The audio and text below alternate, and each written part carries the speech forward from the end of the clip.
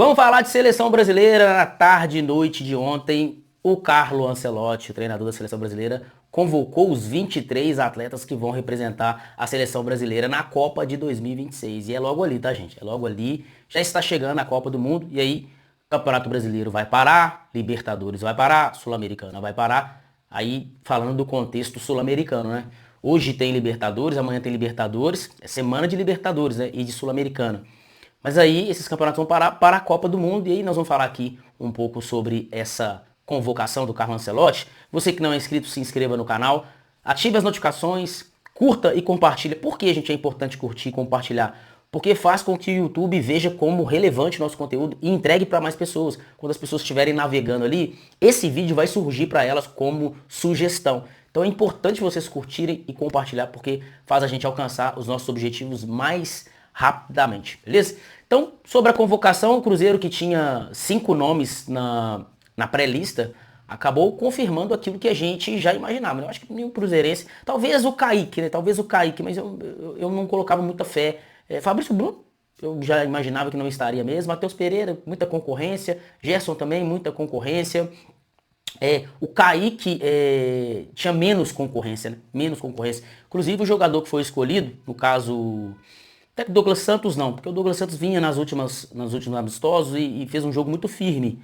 Então eu acredito que tinha uma vaga ali como reserva. Eu acredito que o Kaique poderia estar ali, tá? Poderia estar ali, merecia estar ali, pelo menos como reserva. Foi escolhido o Alexandre. O Caio Jorge também, muita concorrência, muita concorrência. Para você ter noção, ficou de fora o João Pedro, que participou praticamente do ciclo inteiro, né? João Pedro estava lá, um jogador com 15 gols na Premier League, não foi convocado. O Pedro, atual artilheiro do Campeonato Brasileiro, acho que também melhorou agora no final, né? O Pedro melhorou agora no final, porque até o ano passado não vinha bem.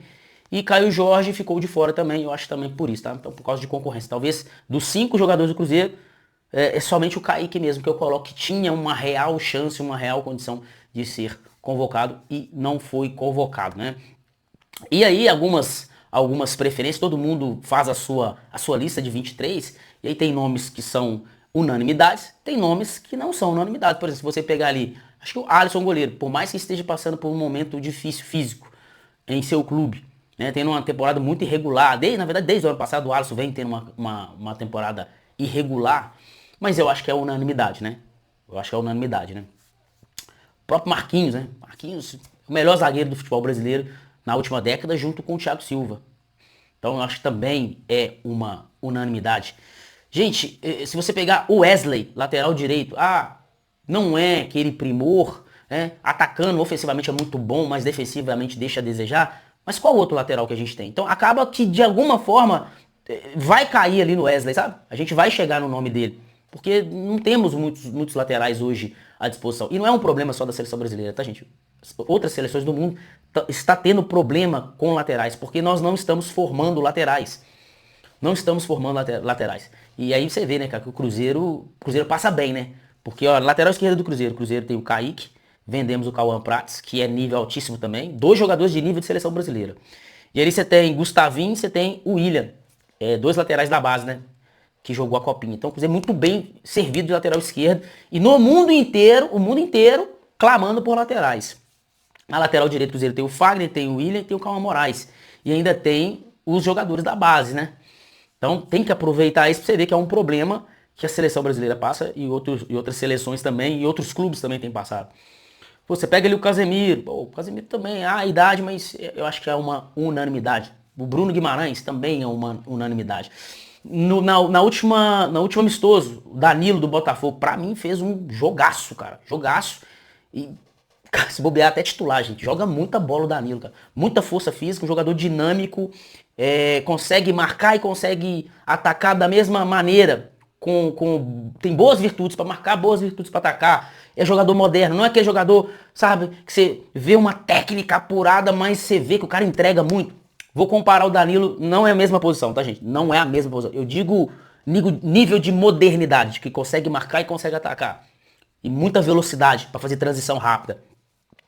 Eu comparo muito com o Christian.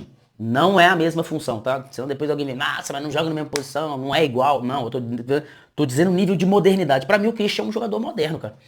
Você vê que não é aquele primor técnico, aquela lapidação, não é aquele cara que dá caneta, boné, que joga bonito, nossa, que dá show. Mas, cara, tem virtudes para defender e tem virtudes para atacar. Muita velocidade, transição rápida, que é o que o futebol hoje exige muito.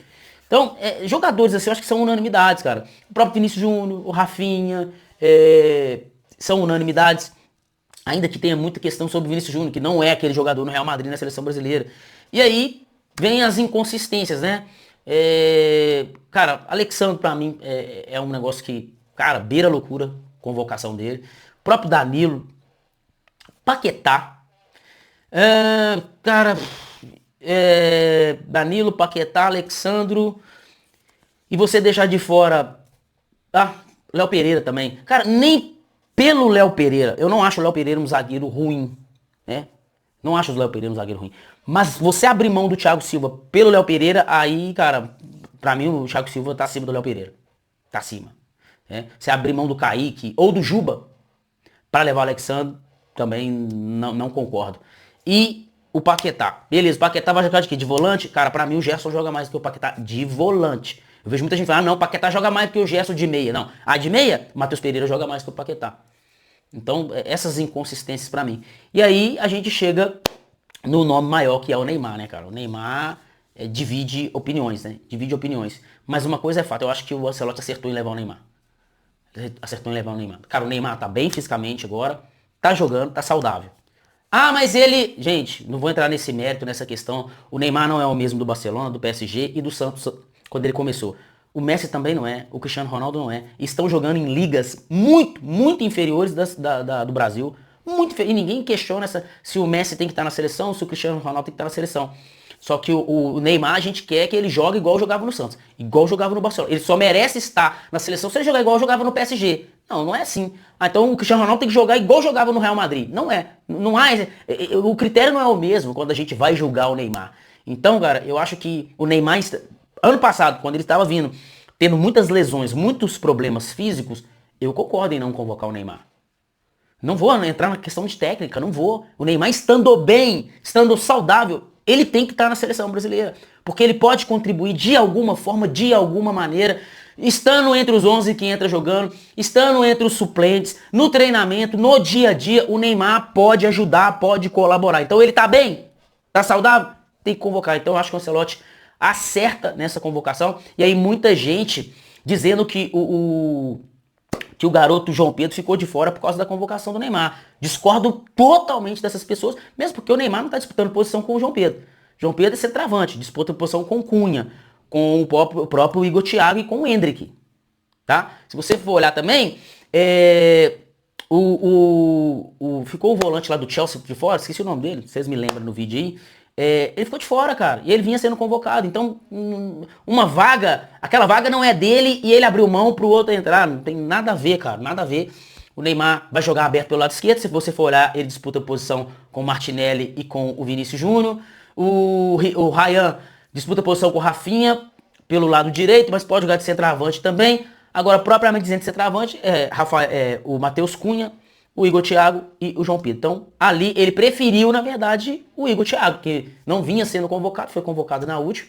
Então, de certa forma, eu gostei da convocação nesse aspecto, só tirando esses detalhes do Alexandre, do Danilo, do Paquetá, que pra mim, e Léo Pereira, que são questionáveis. Mas vamos que vamos pro Hexa, né, cara? Vamos curtir e divertir e desfrutar dessa Copa do Mundo. Galera, você que não me segue lá nas redes sociais, Diego de Leon OFC, e Conexão 31 TV, beleza? Tamo junto e até o próximo vídeo.